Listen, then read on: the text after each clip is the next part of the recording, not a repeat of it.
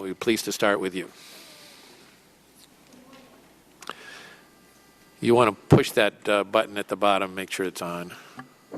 Is it on? Yes. Sorry. Good morning. My name is Gianna Jessen, and I would like to thank you so much for the opportunity to testify here today. My biological mother was 7.5 months pregnant when she went to a Planned Parenthood and was advised, and they advised her to have a late-term saline abortion. This method of abortion burns the baby inside and out, blinding and suffocating the child, who is then born dead, usually within 24 hours. And there should be a photo there. Yes, this is what I survived. Instead of dying, after 18 hours of being burned in my mother's womb, I was delivered alive in an abortion clinic in Los Angeles on April the 6th, 1977. You can see a photo as well of my medical records. My medical records state, born alive during saline abortion, 6 a.m. Ha! Victory. Thankfully, the abortionist was not at work yet. Had he been there, he would have ended my life with strangulation, suffocation, or leaving me there to die. Instead, a nurse called an ambulance, and I was rushed to a hospital. Doctors did not expect me to live. I did. I was later diagnosed with cerebral palsy, which was caused by a lack of oxygen to my brain while surviving an abortion. I was never supposed to hold up my head or walk. I do. And cerebral palsy, ladies and gentlemen, is a tremendous gift to me. I was eventually placed in foster care and later adopted.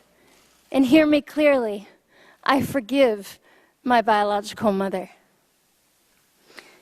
Within the first year after my birth, I was used as an expert witness in a case where an abortionist had been caught strangling a child to death after being born alive. Margaret Sanger, the founder of Planned Parenthood, said the following: "The most merciful thing that a large family does to one of its infant members is to kill it." Planned Parenthood is not ashamed of what they have done or continue to do, but we will have to give an account as a nation before God for our apathy and for the murder of over 50 million children in the womb. Every time we falter in courage as individuals and fail to confront this evil, I wonder how many lives have been lost in our silence while we make sure we are lauded among men and that we don't offend anyone. How many children have died and been dismembered and their parts sold for our ego, our convenience, and our promiscuity? How many Lamborghinis were purchased with the blood of innocent children? The blood that cries to the Lord from the ground, like that of the blood of Abel.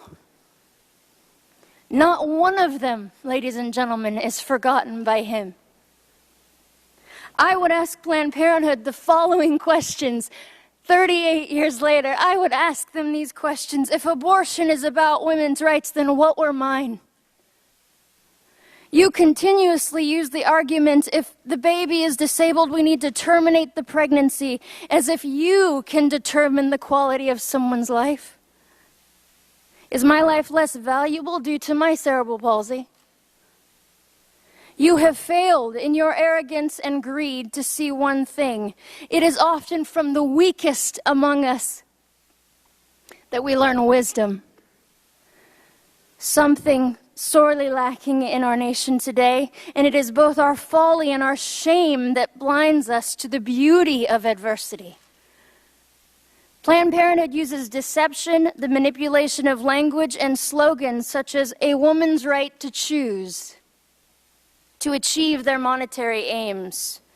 I will illustrate how well they employ this technique with the following quote: "The receptivity of the masses is very limited.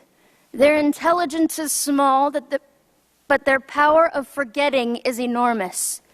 In consequence of these facts, all effective propaganda must be limited to a very few points and must harp on these in slogans until the last member of the public understands what you want him to understand by your slogan. Adolf Hitler. We often hear that if Planned Parenthood were to be defunded, there would be a health crisis among women without the services they provide. This is absolutely false. Pregnancy resource centers are located nationwide as an option for the woman in crisis. All of their services are free and confidential. They can be reached by texting helpline to 313131. There is access to vital exams for women other than Planned Parenthood. We are not a nation without options. Planned Parenthood receives $500 million of taxpayer money a year to primarily destroy and dismember babies. Do not tell me these are not children. A heartbeat proves that. So does 40 ultrasounds, so do I. And so does the fact that they are selling human organs for profit. Do not tell me this is only a women's issue. It takes both a man and a woman to create a child. And to that point, I wish to speak to the men listening to me. You are made for greatness.